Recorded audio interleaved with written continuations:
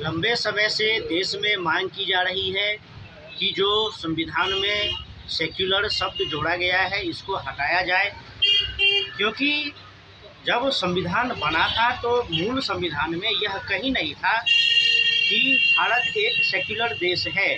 और सेक्युलर की परिभाषा क्या, तो पंथ निरपेक्ष यानी कि जो सिख, बौद्ध, जैन, इस्लाम, ईसाई, हिंदू, यह सब को भारत देश नहीं मानता। इस सबसे अलग है भारत देश, पंथ निरपेक्ष है, सेक्युलर है। लेकिन पंथ निरपेक्षता की आड़ में, सेक्युलर की आड़ में केवल हिंदू विरोधी कार्य होते रहे देश में।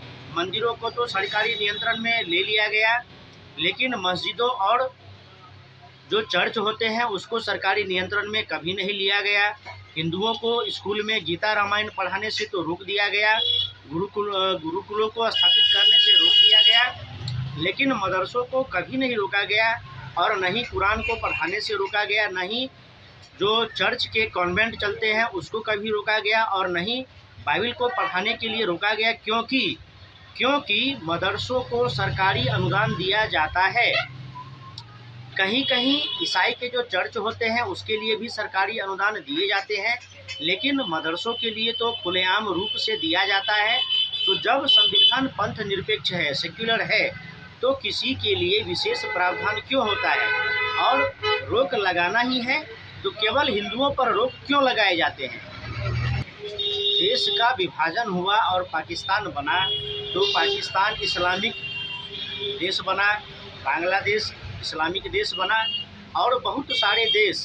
अगर भारत देश में संविधान का शपथ लिया जाता है न्यायालयों में, मतलब गीता का शपथ लिया जाता है, तो फिर देश में गीता पढ़ाया क्यों नहीं जा सकता?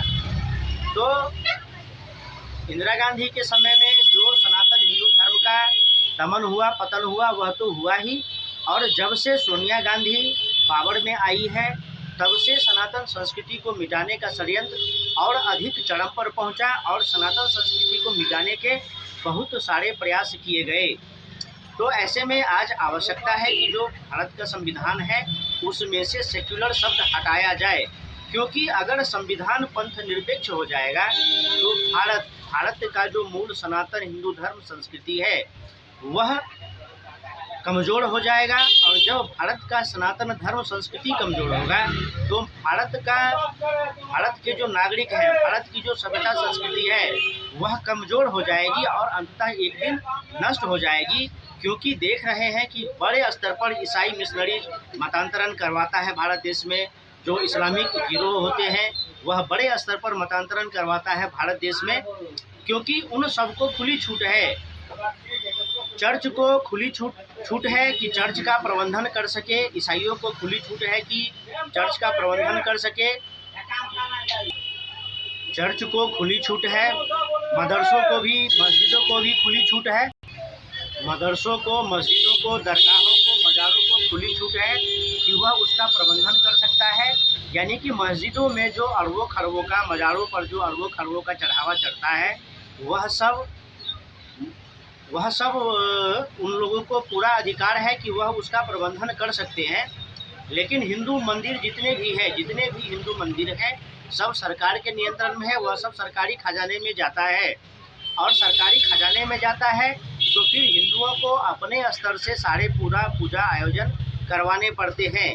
कुल मिलाकर के यह समझना चाहिए कि यह भारत देश अनादिकाल से है, और यह जो सनातन धर्म संस्कृति है इसको यहाँ के लोगों ने बनाया है, तैयार किया है, और यह क्रमशः बढ़ता हुआ आया है, और उसी पर यह भारत देश चल रहा है, जिसमें गुरुकुल होते हैं, विद्यालय होते हैं, विश्वविद्यालय होते हैं, वहाँ शिक्षा का कार्य होता है, मंदिर होते हैं, मंदिरों में धार्मिक कार्य होते हैं, और सब मिल करके यह भारत देश का राष्ट्र का निर्माण करते हैं। इसमें आध्यात्मिक, धार्मिक, सांस्कृतिक, शैक्षिक, वैज्ञानिक सारी गतिविधियाँ चलती है। और अगर पंथ निरपेक्ष कर दिया जाता है तो सरकार अगर पंथ निरपेक्ष हो जाएगा तो फिर वह किसके सापेक्ष होगा? ना वह किसी के सापेक्ष है, ना वह, तो फिर अगर किसी के सापेक्ष नहीं है तो फिर इस्लाम और ईसाई को छूट क्यों है, और हिंदुओं पर सरकारी नियंत्रण क्यों है?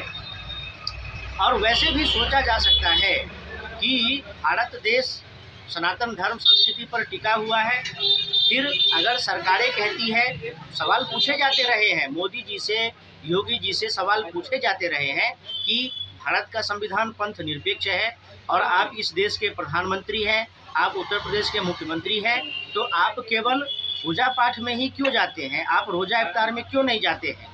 क्योंकि देश का संविधान तो सेक्युलर है। तो इससे समझ सकते हैं कि यह कितना बड़ा छल है, कितना बड़ा षड्यंत्र है कि एक प्रधानमंत्री को केवल इसलिए दबाव में लाया जा सकता है कि वह रोज़ा इफ्तार करे, क्योंकि देश का संविधान सेक्युलर है।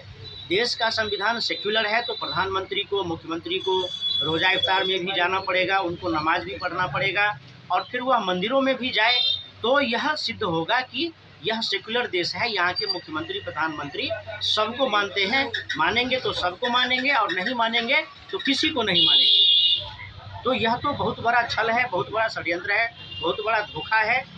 तब योगी आदित्यनाथ जी को कहना पड़ा, जब उनसे सवाल पूछा गया कि आप तो प्रदेश के मुख्यमंत्री हैं, आपको तो रोज़ा इफ्तार में भी जाना चाहिए, आप केवल मंदिरों में ही जाते हैं, तो उनको कहना पड़ा कि मैं हिंदू हूँ, मैं प्रदेश का मुख्यमंत्री हूँ, मैं हिंदू हूँ, लेकिन मेरी व्यक्तिगत आस्था है।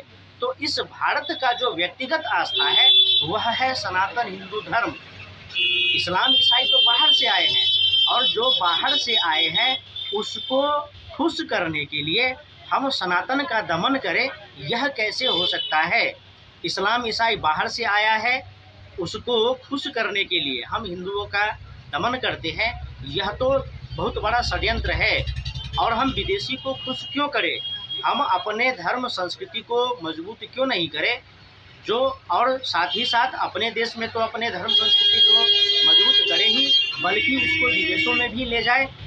आज 2014 के बाद से जो सनातन धर्म संस्कृति का प्रचार प्रसार जिस स्तर पर देश दुनिया में हो रहा है, वैसा पहले कभी नहीं हुआ, क्योंकि 11 वर्षों से तो देश में लूटपाट मारकाट ही चलता आ रहा है। तो 2014 ईस्वी से परिस्थितियां बदली है और सनातन हिंदू धर्म संस्कृति का प्रचार प्रसार पूरे देश में और पूरे दुनिया में जोर शोर से हो रहा है।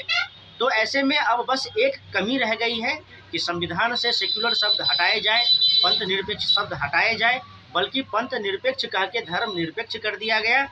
और सारे सनातन संस्कृति के पर्व त्योहारों पर समय समय पर आरोप लगाए जाते रहे हैं, रोक लगाए जाते रहे हैं। आज अगर संविधान से सेक्युलर शब्द हट जाता है तो कहा जा सकता है कि सनातन धर्म संस्कृति की पुनरुत्थान के लिए यह बहुत बड़ा कार्य होगा, बहुत बड़ा कदम होगा। फिर मिलेंगे, नमस्कार।